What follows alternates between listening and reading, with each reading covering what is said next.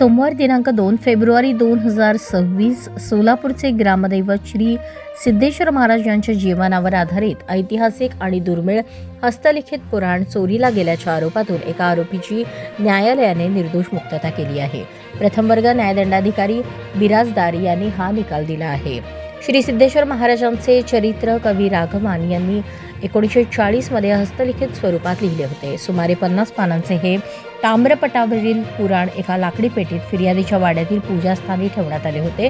दररोज पहाटे 5 वाजता या पुराणाची पूजा केली जात असते. मात्र एका पहाटे ही लाकडी पेटी आणि पूजेचे साहित्य चोरीला गेल्याचे निदर्शनास आले.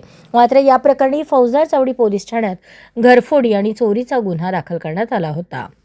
या खटल्यामध्ये फिर्यादी पक्षाकडून एकूण 6 साक्षीदार तपासण्यात आले. मात्र बचावाचे वकील ॲडव्होकेट अखिल शाक्य यांनी न्यायालयात प्रभावी युक्तिवाद मांडला.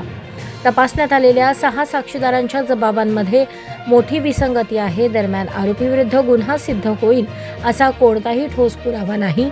न्यायालयाने हा युक्तिवाद ग्राह्य धरून पुराव्याअभावे आरोपीची निर्दोष मुक्तता केली.